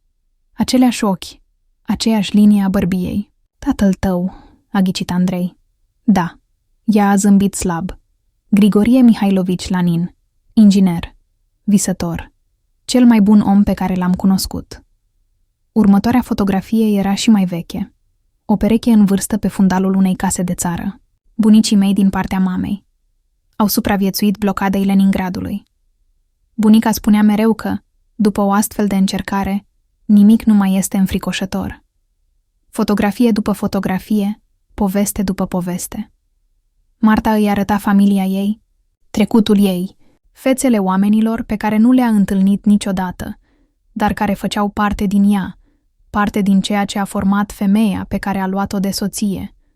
Și aceasta, ea a scos un plic uzat, cea mai mare relicvă a familiei noastre. Din plic a scos o foaie de hârtie pliată, foarte veche, îngălbenită de timp. Desfăcând-o cu o grijă incredibilă, ea i-a arătat lui Andrei. Aceasta este scrisoarea străbunicii mele de pe front. Ultima pe care a scris-o înainte de a muri la Stalingrad. Vezi aceste pete? A arătat spre urmele estompate de pe hârtie. Se spune că acestea sunt lacrimile lui. Știa că nu se va întoarce. Andrei a luat cu grijă scrisoarea, privind rândurile estompate, scrise cu o caligrafie masculină fermă. Iubiții mei, aveți grijă unul de celălalt. Indiferent ce se va întâmpla, ce încercări vă vor cădea în partea voastră, țineți-vă împreună. În asta constă puterea noastră, în dragoste și fidelitate unul față de celălalt. Cuvintele scrise cu mai bine de 80 de ani în urmă l-au lovit brusc în inimă. Acest om, care a murit cu mult înainte de nașterea lui, părea să se adreseze direct lui, amintindu-i ce este cu adevărat important în viață. Acum înțeleg, a spus Andrei în liniște, întorcând scrisoarea. De ce ești atât de puternică? Nu sunt puternică, a replicat Marta. Continuăm tradiția noastră de familie. Să nu ne predăm, indiferent ce s-ar întâmpla. Ea a pliat cu grijă scrisoarea înapoi în plic. Vreau ca această cutie să rămână la tine, a spus ea, privindu-l în ochi. După mine, ca să îți amintești nu doar de mine, ci și de cei care au fost înaintea mea, care m-au făcut să fiu așa cum sunt. Nu pot, a protestat el. Trebuie să rămână la Elena. Ea este familia ta. Elena are amintiri, a spus Marta blând. Iar tu îți vor lipsi, iar această cutie te va ajuta să îți amintești. Nu doar lucrurile rele, ci și cele bune. Promiți că o vei păstra? El a dat din cap, neputând vorbi din cauza nodului din gât. Și încă un lucru, a continuat Marta, iar acum în vocea ei era o nouă notă. Hotărâre. Vreau să-mi promiți ceva important. Tot ce vrei, a răspuns Andrei imediat. Promitem că nu vei trăi în trecut. Că nu vei lăsa povestea noastră, tot ce s-a întâmplat între noi, toată această durere, să îți definească viitorul. El s-a uitat la ea, neînțelegând. Ce vrei să spui? Vreau să trăiești mai departe, a spus ea simplu. O viață plină, să găsești fericirea, poate o nouă iubire. Marta, ascultă-mă. Ea i-a strâns mâna cu o forță neașteptată. Te cunosc, Andrei. Știu cum gândești. După moartea mea, vei dori să te pedepsești. Te vei închide în vinovăție și regret. Nu îți vei permite să fii fericit, pentru că crezi că nu meriți asta. Dar asta este greșit. Ea vorbea întrerupt, cu efort, dar fiecare cuvânt era plin de convingere. Iertarea adevărată nu este în suferință, ci în schimbare, în a deveni mai bun decât ai fost, în a aduce bine în lume, nu în a multiplica durerea, chiar dacă această durere este a ta. Andrei și-a plecat capul, simțind cum lacrimile îi vin în ochi. El nu a plâns niciodată. Tatăl l-a învățat că bărbații adevărați nu plâng, dar acum, ascultându-și soția moribundă care vorbea despre fericirea lui, despre viitorul lui, nu se putea abține. Nu știu dacă voi putea, a spus el sincer, să trăiesc o viață plină după tot ce s-a întâmplat, după ce tu... Vei putea, a spus ea cu încredere, pentru că îți cer asta, pentru că va fi ultimul meu cadou pentru tine, permisiunea de a fi fericit. În ușă a apărut Elena, fața ei exprimând îngrijorare. Te obosești prea mult, a spus ea surorii. Medicii au spus... Știu ce a spus medicul, a întrerupt-o blând Marta. Și știu că am puțin timp. De aceea trebuie să spun ceea ce trebuie, atâta timp cât mai pot. Elena a ezitat, apoi a dat din cap și s-a retras. Andrei. Marta s-a întors din nou spre el. Vreau să-mi promiți încă un lucru. Ultimul. Ce vrei? A repetat el. Ai grijă de mamă, a spus ea. Oh, Diana, este mai puternică decât pare, dar va avea nevoie de sprijinul tău. A trăit prea mult în umbra tatălui tău. Ajută-o să se găsească. A fost o cerere pe care nu se aștepta să o primească. Grija pentru mamă, pentru relațiile lor complicate, pentru anii de alienare, pentru neînțelegere. Dar, privind în ochii Martei, plin de grijă sinceră, a înțeles că nu poate refuza. Promit, a spus el serios. Voi avea grijă de ea. Și de Elena, de asemenea, dacă ea va permite. Elena a răbufnit din colțul ei, dar a tăcut. Mulțumesc. Marta s-a lăsat pe perne, arătându-se brusc foarte obosită. Și acum cred că trebuie să mă odihnesc. Andrei a ajutat-o să se așeze mai confortabil. A aranjat plapuma. Ea deja își închidea ochii când brusc l-a prins de mână. Aproape că am uitat, a murmurat ea somnoros. Cel mai important este că trebuie să-l găsești. Pe cine? Nu a înțeles Andrei. Jurnalul. Vocea ei devenea din ce în ce mai tăcută. În biroul meu. Sertarul de sus, sub hârtii. Citește-l când nu voi mai fi. Cu aceste cuvinte, ea a căzut în somn, respirația ei devenind uniformă și profundă. Elena s-a apropiat punându-i o mână pe umăr.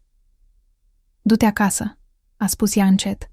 Odihnește-te, voi rămâne cu ea, Victor mă va schimba seara. Andrei a ezitat. Dar dacă ea... Voi suna, a spus Elena ferm. Imediat, promit. A ieșit din apartament, simțind o ciudată goliciune. Cuvintele Martei se învârteau în mintea lui. Despre viitor, despre fericire, despre un anumit jurnal. Ce voia ea să afle? Ce alt secret păstra? În loc să meargă acasă, Andrei s-a dus la birou. Pentru prima dată în câteva săptămâni, angajații săi au fost surprinși de apariția lui, dar el abia le-a observat privirile. Avea un scop și era hotărât să-l atingă. În biroul său a petrecut câteva ore, întocmind documente, sunând avocați, semnând hârtii. Când totul a fost gata, deja se întunecase. A adunat documentele într-un dosar, a stins lumina și a ieșit, simțind o ciudată ușurare, ca și cum ar fi scăpat de o greutate grea. Revenind în apartamentul Martei, a descoperit acolo pe Victor, care o înlocuise pe Elena, așa cum fusese convenit. Marta dormea încă, dar respirația ei devenise mai întreruptă, iar fața îi era acoperită de transpirație. Ce spune doctorul? A întrebat Andrei încet. Slăbește, a răspuns Victor la fel de încet. Mai repede decât ne-am gândit. Poate zile, poate ore. Andrei a dat din cap, strângând dosarul în mâini. Trebuie să vorbesc cu ea când se trezește. E important. Victor s-a uitat atent la el, apoi la dosar. Ce plănuiești? Corectare, a răspuns Andrei simplu. Cât de mult este posibil. Au stat lângă patul Martei în tăcere, întreruptă doar de respirația ei și de ticăitul ceasului de pe perete. Afară ningeau fulgi mari și grei, acoperind orașul cu o pătură albă ca un giulgiu. Aproape de miezul nopții, Marta s-a trezit. Ochii ei erau clari, în ciuda slăbiciunii evidente. A zâmbit văzându-i pe cei doi bărbați lângă ea. Cavalerii mei, a murmurat ea, amândoi aici. Cum te simți? A întrebat Victor oferindu-i apă. Ciudat, a răspuns ea, luând o înghițitură mică. Plutesc deasupra patului. Și nu am dureri. Deloc. Andrei și Victor s-au privit. Absența durerii în această etapă era un semn prost. Marta. Andrei i-a luat mâna. Vreau să-ți arăt ceva. E important. A deschis dosarul și a scos documentele. Am înființat un fond, a spus el. O organizație caritabilă în numele lui Grigorie Lanin pentru a ajuta familiile afectate de practici comerciale necorespunzătoare, pentru asistență juridică celor care nu își pot permite avocați buni, pentru cei pe care sistemul i-a dezamăgit. Marta se uita la hârtii cu ochii mari. Tu într-o singură zi? Ideea a fost în minte de mult, a recunoscut el, din momentul în care am aflat adevărul despre tatăl tău, despre tatăl meu, despre ce a făcut el. Victor a șuierat încet, răsfoind documentele pe umărul lui Andrei. E serios, a spus el. Foarte serios. A investit tot, a spus Andrei simplu. Toată partea mea din companie. Toate activele, în afară de ceea ce este necesar, pentru o viață normală. Marta se uita la el de parcă l-ar fi văzut pentru prima dată. De ce? A spus ea încet. Pentru că e corect, a răspuns el. Pentru că banii câștigați de tatăl meu, banii pe care i-am moștenit și i-am înmulțit, folosind metodele lui, nu mi-au adus niciodată fericire. Numai putere, control și în cele din urmă singurătate. A luat-o de mână. Și de aceea vreau ca numele tău, numele tatălui tău să trăiască mai departe. Ca oamenii să nu-și amintească de cum Dima Voronțov i-a distrus viața lui Grigorie Lanin, ci de cum fiica lui a inspirat înființarea unui fond care ajută pe alții. O lacrimă a curs pe obrazul Martei. Mulțumesc, a șoptit ea. E cel mai bun lucru pe care ai putea să-l faci. Am numit-o pe Elena director al fondului, a continuat Andrei. Dacă va accepta, desigur. Are pasiune, principii și experiență în lucrul cu oamenii. Va fi un lider ideal. Marta a zâmbit, imaginându-și reacția surorii la această propunere. Va fi furioasă. A spus ea cu un râs slab, apoi va accepta, pentru că nu va putea refuza ocazia de a ajuta oamenii care au trecut prin aceleași lucruri ca și noi. Și eu cred asta, a dat din cap Andrei.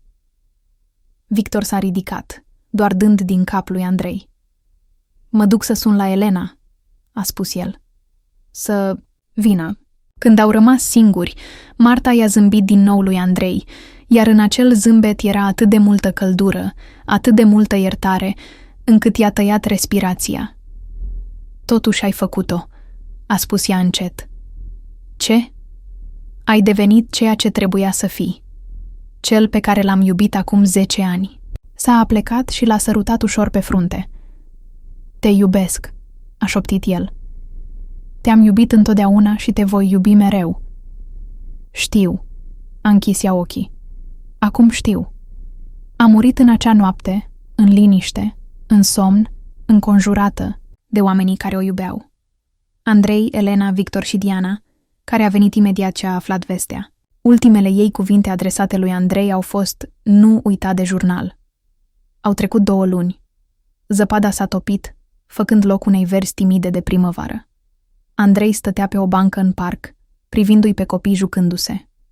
În mâini ținea o carte uzată cu copertă din piele, jurnalul Martei, pe care l-a găsit în biroul ei, așa cum a spus.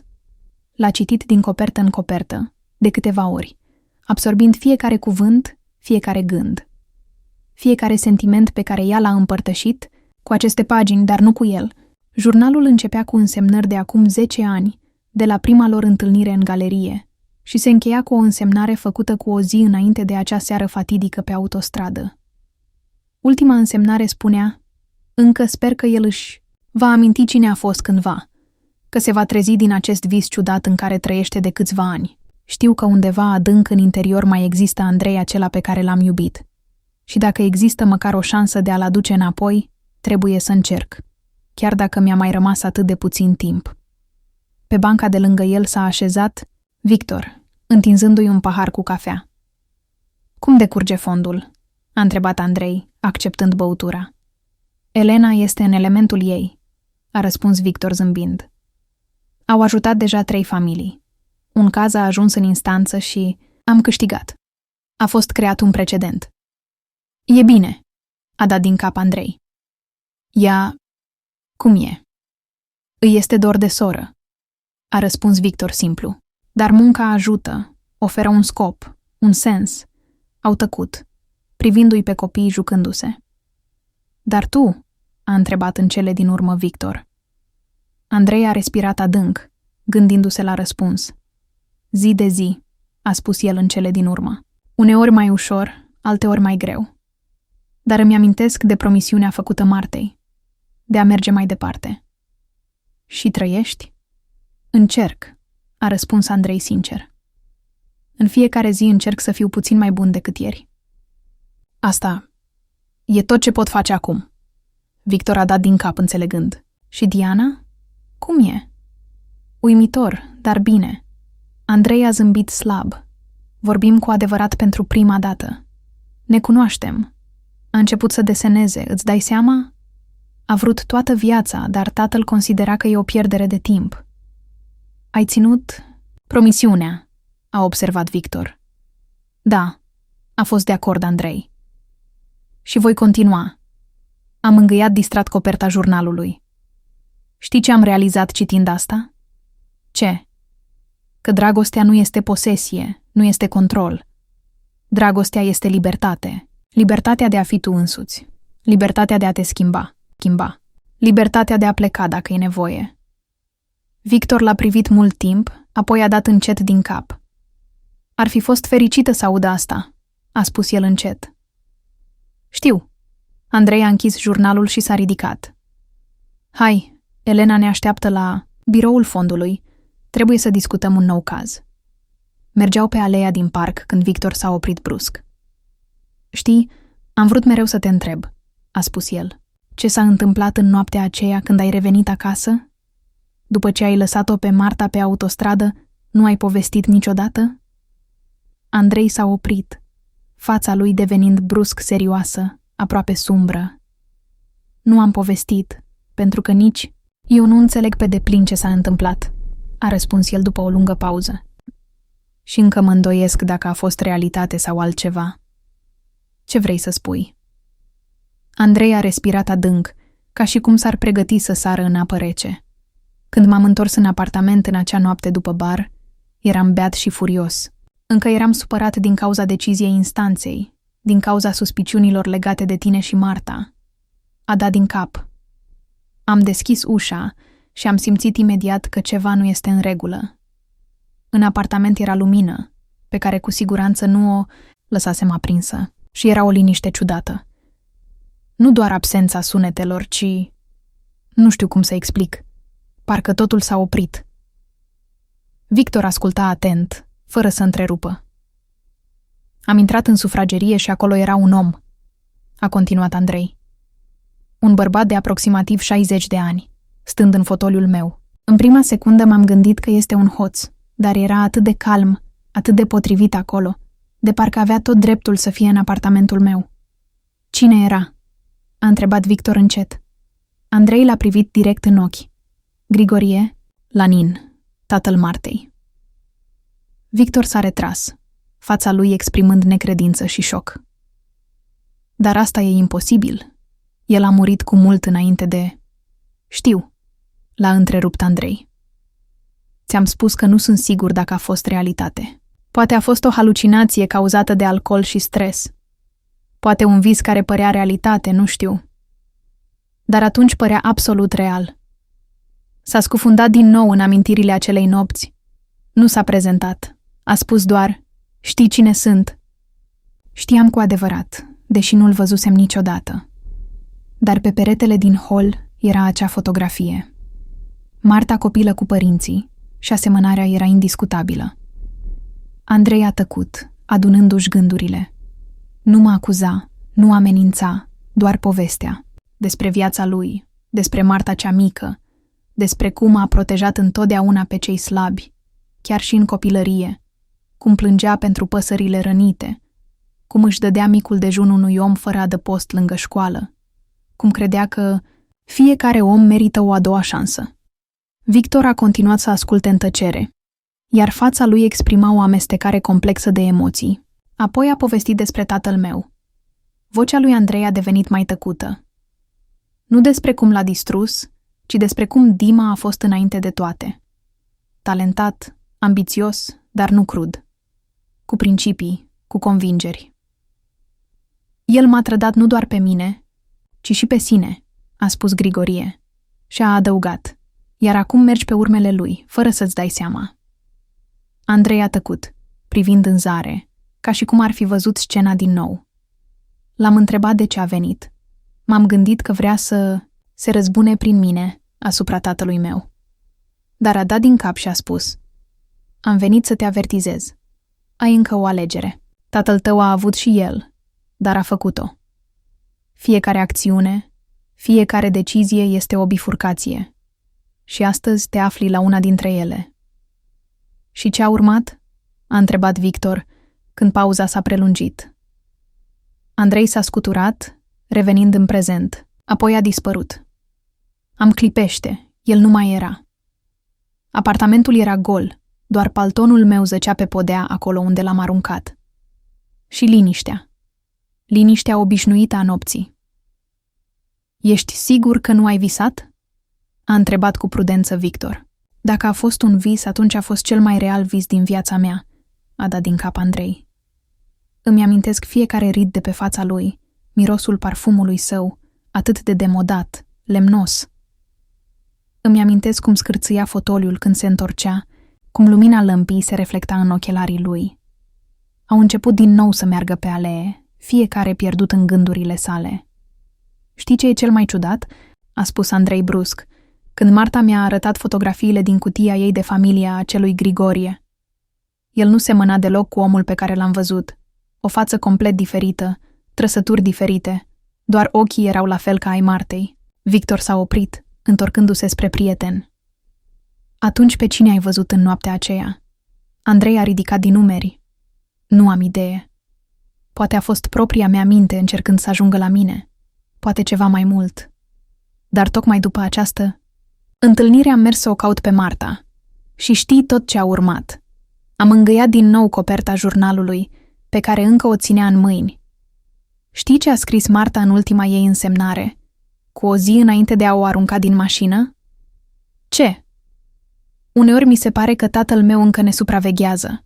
Pe noi, că cumva știe ce se întâmplă și încearcă să ajute. Astăzi am găsit ceasurile lui vechi în cutia cu bijuterii, deși eram sigură că s-au pierdut de mult. De parcă ar fi vrut să-mi reamintească de timp, de cât de repede trece și cât de important este să nu-l irosești pe ură și resentimente. Vreau să cred că el l-ar fi iertat pe Andrei și pe Dima de asemenea, căci în cele din urmă toți încercăm să ne găsim calea în această viață și uneori ne abatem de la ea. Victor a tăcut, neștiind ce să spună. Și știi ce am găsit în buzunarul meu în acea noapte după întâlnire? A întrebat Andrei cu un zâmbet ușor. Ceasuri vechi de buzunar. Asemenea, cum nu se mai poartă. Cu o gravură pe capac. Timpul vindecă tot, cu excepția inactivității.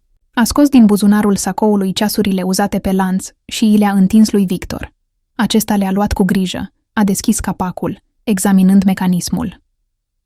Ciudat, a spus el. S-a oprit? Da, a dat din cap Andrei. În exact acel minut când a murit Marta. Am verificat, secundă cu secundă. A luat ceasurile și le-a pus înapoi în buzunar. Hai, a spus el. Elena nu-i place când întârziem. Și mai ales mie. Au mers mai departe. Doi prieteni, legați, de o pierdere comună și o nouă înțelegere unul față de celălalt. La biroul fondului în numele lui Grigorie Lanin îi aștepta Elena. În cele 2 luni, ea s-a schimbat, s-a ofilit din cauza durerii, dar în ochii ei a apărut o nouă flacără, o nouă hotărâre. Încă se comporta distant cu Andrei, dar fără ostilitatea anterioară. În sfârșit, a spus ea când au intrat. Avem un nou caz, familia Korotkov. Tatăl a fost distrus de raideri, mama a rămas cu 3 copii fără mijloace de trai. O schemă clasică, falsificarea documentelor, presiuni, amenințări. Ea i-a întins lui Andrei dosarul cu documentele.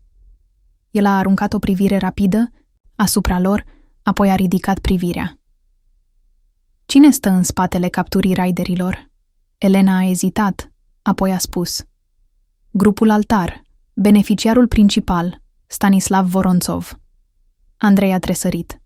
Stanislav Voronțov, unchiul său. Din partea tatălui, cu care nu a fost niciodată foarte apropiat. Înțeleg, a spus el. Deci, începem lucrul.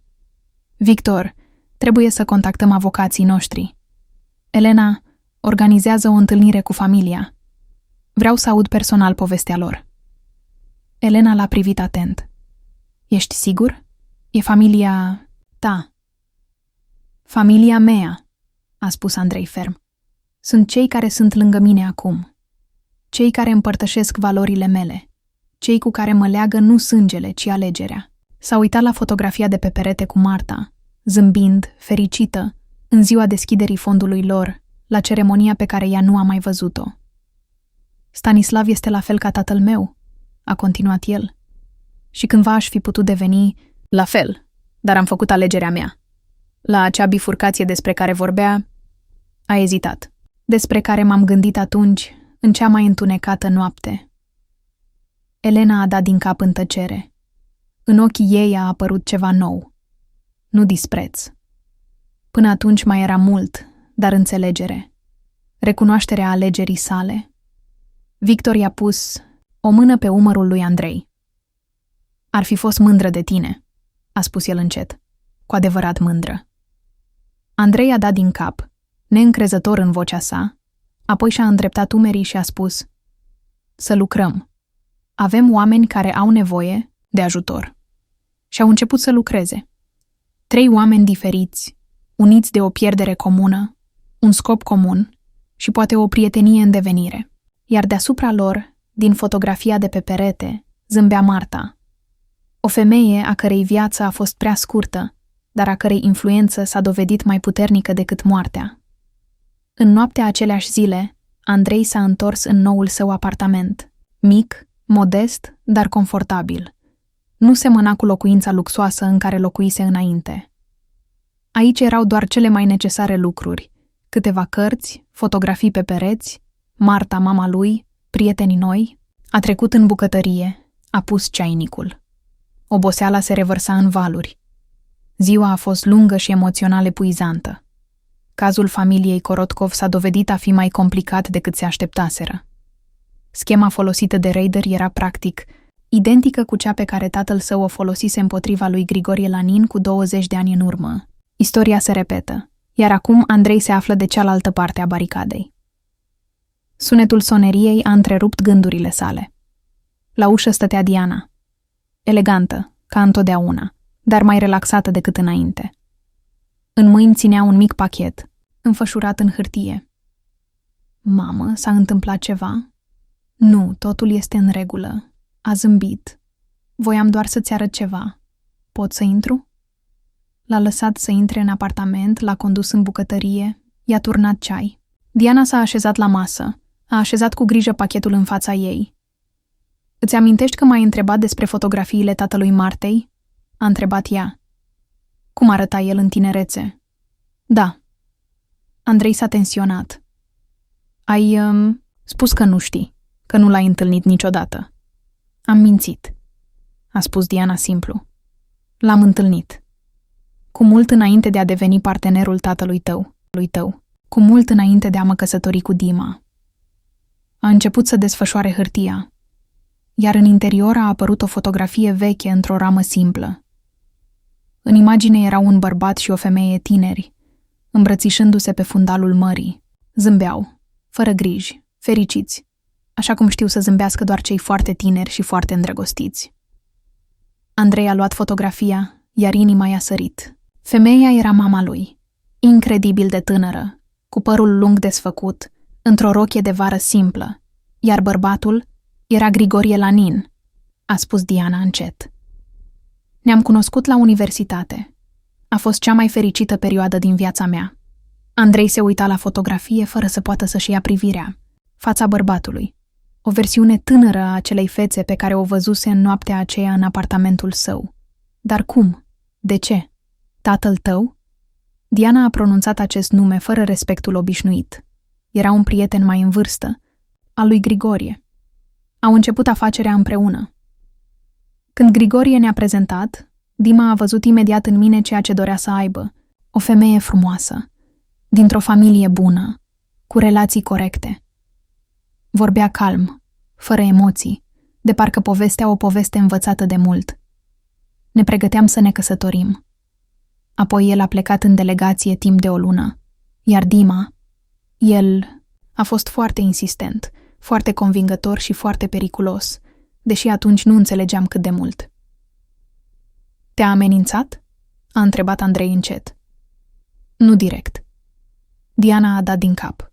El nu a fost niciodată atât de direct, dar a lăsat să se înțeleagă că dacă îl aleg pe Grigorie, nu vom avea un viitor. Și dacă îl aleg pe el, vom avea totul. Și eu m-am temut.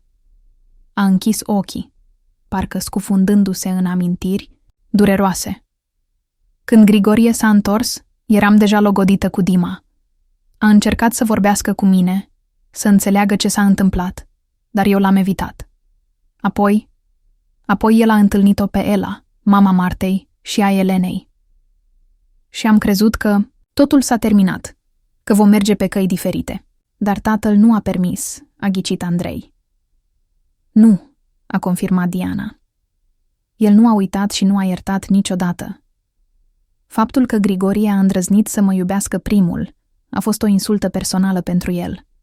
Și când, după ani, drumurile lor s-au intersectat din nou în afaceri, Dima a folosit asta ca pe o oportunitate de a-l distruge. Definitiv. Andrei se uita la mamă cu alți ochi. Câtă durere a purtat ea în sine în toți acești ani. Câtă vină. Și știa cine era Marta de la început. Știa și a tăcut. Când te-ai adus pe Marta să ne cunoască, am fost pe punctul de a pierde cunoștința. A continuat Diana. Era atât de asemănătoare cu tatăl ei. Aceiași ochi, aceeași manieră de a se purta și aceeași privire. Dreaptă, onestă. Am implorat pe Dima să nu se amestece, să vă lase în pace, dar el a văzut în asta o continuare distorsionată a victoriei sale asupra lui Grigorie. Fiul său se căsătorește cu fiica dușmanului său. Apoi tatăl a murit, a spus Andrei încet, și ai fi putut spune adevărul, dar nu ai făcut-o. A murit, a fost de acord Diana, și acesta este cel mai mare păcat al meu. M-am convins că fac asta pentru tine, pentru fericirea ta, dar de fapt din lașitate. M-am temut că vei afla cât de slab am fost, că l-am trădat pe omul pe care l-am iubit, din frica că din cauza alegerii mele au fost distruse viețile atâtor oameni. Arăta foarte obosită, dar și ciudat de eliberată, de parcă în sfârșit scăpase de o povară insuportabilă pe care o purtase timp de decenii. Când Marta s-a îmbolnăvit, am realizat că nu mai pot tăcea, a spus ea. Dar era deja prea târziu. Tot ce am putut face a fost să o susțin, să fiu lângă ea în ultimele zile, măcar așa și să-mi răscumpăr vina. Andrei stătea șocat de aceste revelații. Tot ce s-a întâmplat, toate firele destinului care l-au adus pe el și Marta împreună, iar apoi i-au distrus căsătoria și viața ei.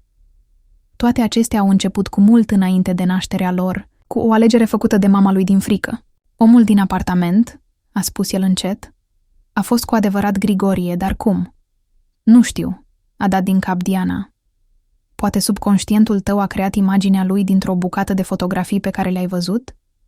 Poate ceva mai mult? Se uita la fiul ei cu îngrijorare. Te superi pe mine? Andrei a tăcut mult timp, apoi a dat încet din cap. I-a spus, înțeleg frica, înțeleg cât de convingător putea fi tatăl. Și eu am trăit prea mult timp în frică. Să pierd controlul, să par slab, să mă simt nedemn de numele Voronțov. I-a luat mâna mamei sale în a lui. Dar acum suntem amândoi liberi, nu-i așa?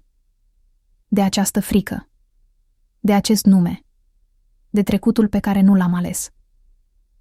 Diana a zâmbit printre lacrimi. Da, a spus ea încet, liberi.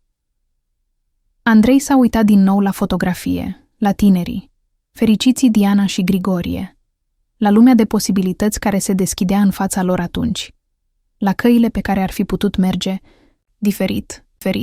Știi, a spus el, cred că Marta a avut dreptate. Tatăl ei chiar ne supraveghează. Și poate că el ne-a ajutat pe toți să ne eliberăm în cele din urmă. A așezat cu grijă fotografia pe raft, lângă o fotografie cu Marta, 2 fețe, 2 părinți, 2 linii de destin care s-au împletit atât de tragic și atât de inevitabil. Și propria sa viață. Acum nu mai era o continuare a drumului tatălui, ci o nouă cale pe care și-a ales-o singur. Afară începea să se lumineze, primele raze ale soarelui străpungeau norii, promițând o nouă zi. Și poate o nouă speranță.